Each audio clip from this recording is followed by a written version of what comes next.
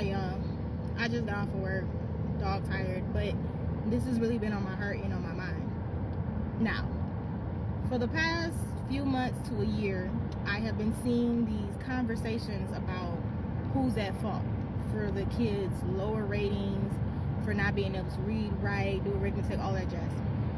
Parents are blaming the teachers are blaming the parents, people are blaming the administration, and some are blaming the school system as a whole. Now, let me tell you this.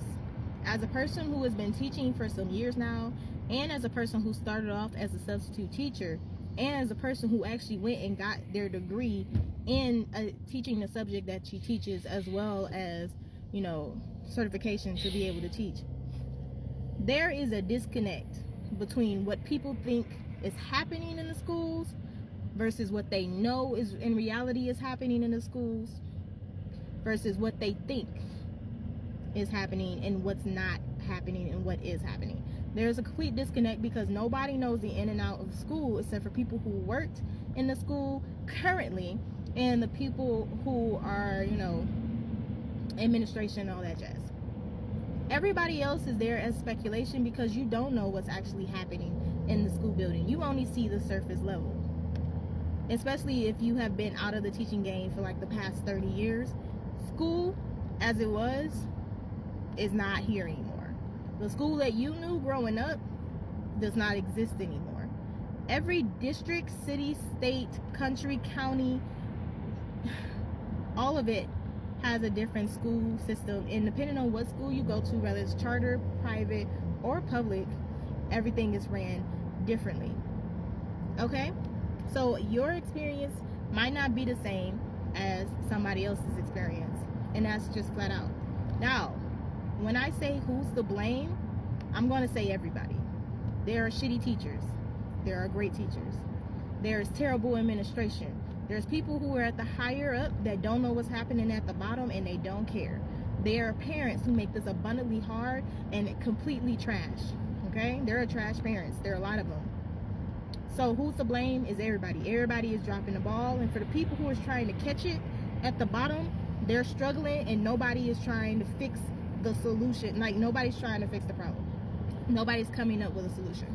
So let me explain to you guys in the clearest manner that I can possibly explain it. Teachers normally go to school to teach a specific subject to a specific grade level.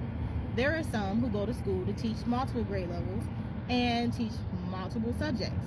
But for the most part, we go to school, we get our credentials, we get our experiences teaching a specific grade, a specific subject.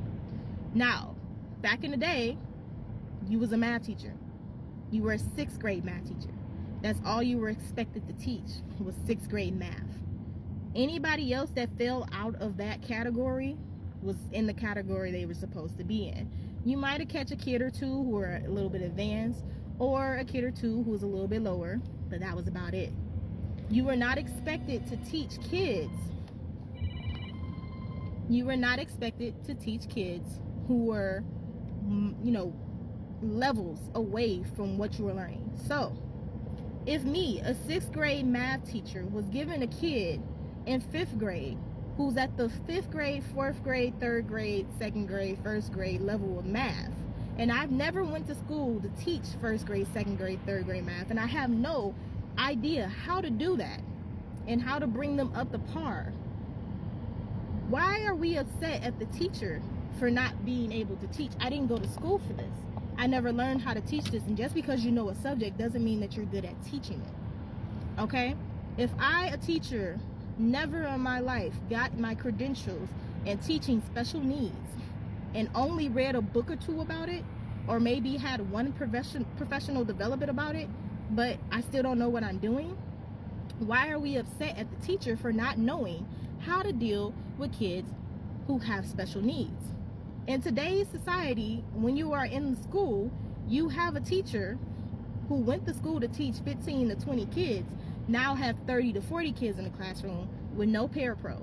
If you don't know what a parapro is somebody who's in the classroom to help you. It's like a secondary teacher. That's gone. Parapros are gone. You used to have parents that help volunteer. That's gone. A lot of parents don't do that or have time to.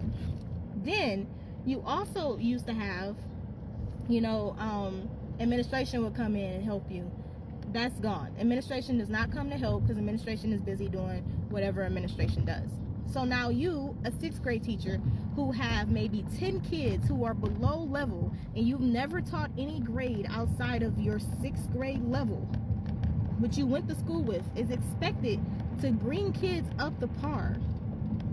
On top of that, you are now expected to deal with special needs children, IEPs, and the such, and you never had to deal with them because you never went to school to deal with the extra, okay? I'm not talking about kids who just regularly have IEPs. I'm talking about kids who have all disabilities. You never went to school. You never had any type of training. You didn't do anything but read a book about it. You're expecting these teachers to be able to deal with the mental load of being able to teach that. No help, okay? That is a disconnect. Now you're trying to figure out, okay, why is there 30 to 40 kids in the classroom?